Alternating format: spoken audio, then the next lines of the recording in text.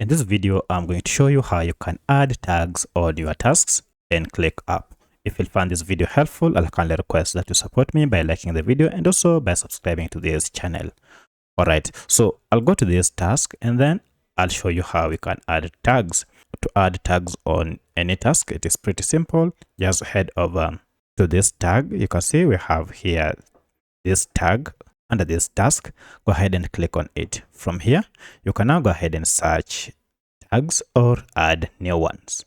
For instance, I'd like to add tags for price, and if I go ahead and tap on comma, it will be added. I can add another one and then insert a comma and it will be added.